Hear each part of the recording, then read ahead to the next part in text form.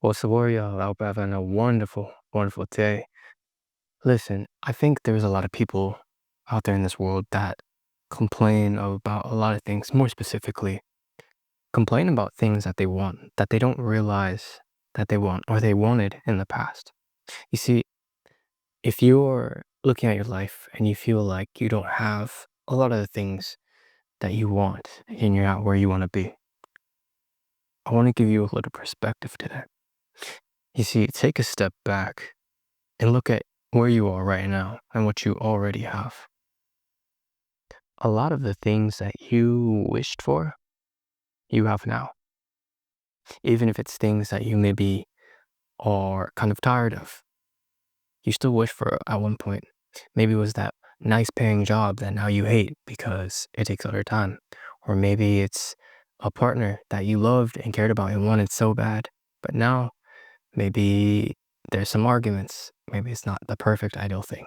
Or maybe you wanted this very fast, nice, expensive car, but you realized how much the repairs and the work it would need when it's in the shop. All this to say that we can't ever look at something and be like, oh, this is 100% like something that I'm always going to be happy with, right? Because ultimate happiness, ultimate peace is an internal state, okay? So if you're constantly chasing after bright and shiny things, you're never going to be 100% fulfilled with them because they are external. And also, I want to mention like having this type of viewpoint when you can resettle back into yourself and realize, oh, even though this isn't like something that is perfect, I still wanted this.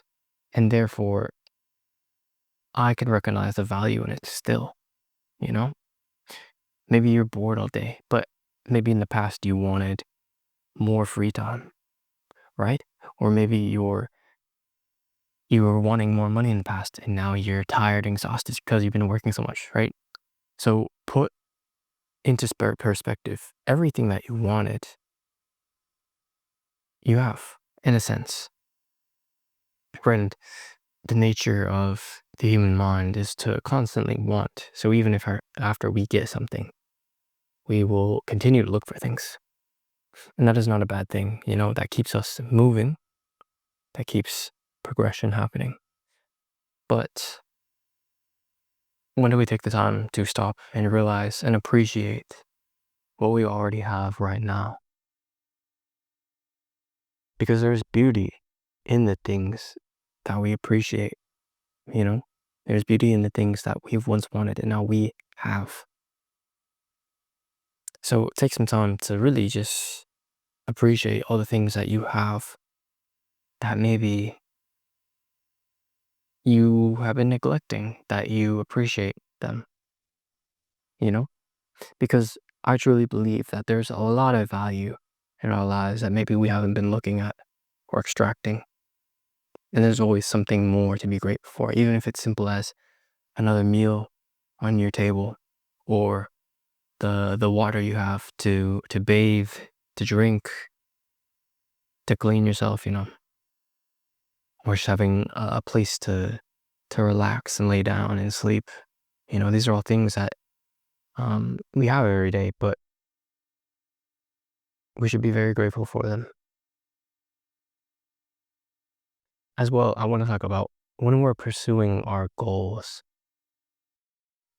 don't like start disliking the process of acting out your vision. Don't dislike the process of putting in that work for your goal.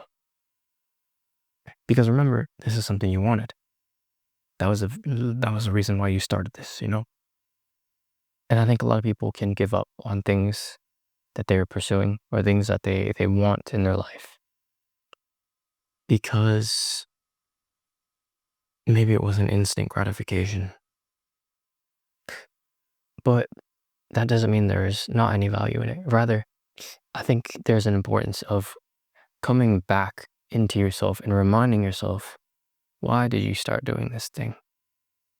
And reconnecting with the purpose and the cause of why you started doing what you do.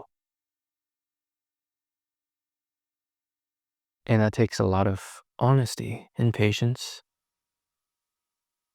to be able to realize, oh, this is why I started this. And so who'd I be to give up, you know? And I think a lot of people, they just kind of overshadow that original purpose and point of what they were chasing or what they were wanting with other things that they started, overlaying on top of it, right?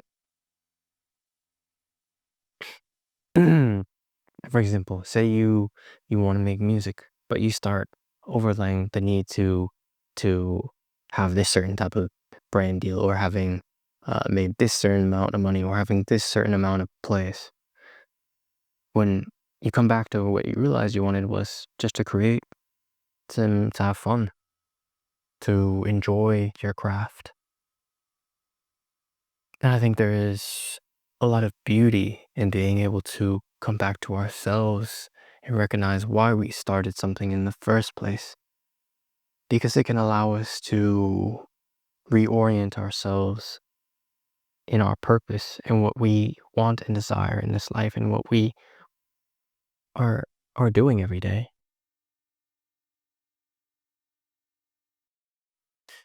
So take the time to have perspective and to realize, one, why you started this thing, but two, the additional things that you kind of have overlaid or put in front of that initial purpose for your goal, right? Because a lot of times they're not necessarily helping us or necessary, and rather they can just be things that add more worry to the process. And so when you think about what you want to do, don't put it in some future timeline of, oh, I'm creating this, but ultimately it's just to get this. No, no, no. Do what you want. Do it because you want it.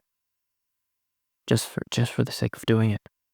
Because ultimately, I guarantee you, when you started it, that is the origin and the purpose of what you were wanting to do it for. And as someone who has um been very creative in my life and has had many projects and all sorts of art that I've created in various forms, I would say that is one of the number one things for anyone who is pursuing or creating something in this world, is to remind yourself why you started. Remind yourself who you were back then and why you wanted to create this thing.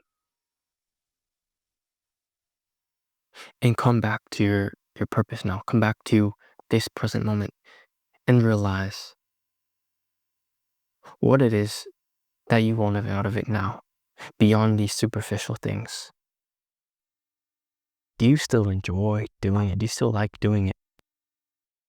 When you take out all the external goals and things that you've overshadowed your initial enjoyment with. You see, if you're an artist, if you're creative, if you have something that you love to do and you decide that you want to make it your business, remember the enjoyment of just doing it was the purpose that you started doing this. And all that getting money and getting followers and this and that, it's all secondary. But the more you allow yourself to just enjoy it and be there and be present with it, I truly believe the more you'll be able to create in from a better space, from more and more authentic space, from a space that isn't trying to get anything other than just enjoying the creation itself, the process of it. And I think that's where we work at our best, when we are almost detached and just fully engaged in what we're doing. And, in my last video, I talked about how thoughts can be something that can kind of alter people's reality in the sense of the way they think and all these additional problems that they put on themselves. When if they just came back to the present moment, they would understand that life is simpler than we make it out to be. I'm in this moment remembering a famous proverb: tomorrow's problems for tomorrow. That is to say, not to worry about things that are not right here for you right now to deal with. Deal with them when the time comes, but do not worry and loathe over them. And more than anything, the thing I want to bring up is just this sense and this level of gratitude for what we have. Because I think there's always more to be grateful for. There's always more that we can be grateful for, especially when we want certain things. Make sure you be grateful for what you have already accomplished. Make sure you be grateful for what you already have and live from that, live from that gratitude and that feeling, because that gratitude builds on itself, you know? Like, I can't tell you the amount of times that I've been grateful just for the fact that I'm grateful, right? Because when you're grateful, that's a high vibrational energy. You could be sad, you could be mad, but no, you're grateful. And so it's that realization that, oh, I'm grateful that I'm grateful right now. I'm grateful that I'm vibrating a high frequency.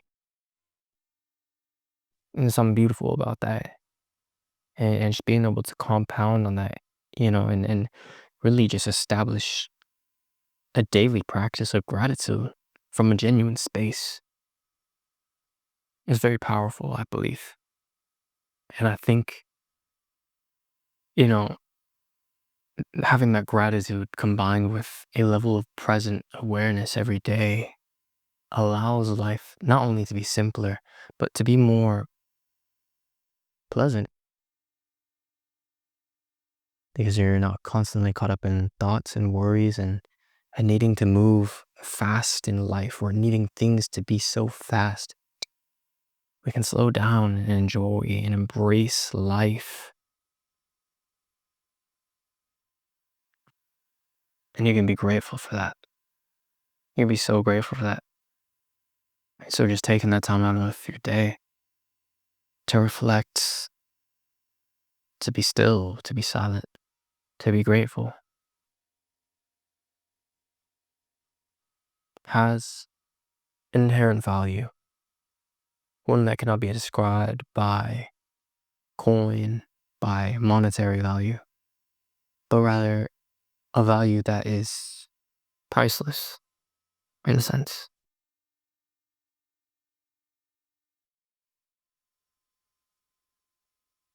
One that we cannot necessarily see or grasp, but we can feel it inherently.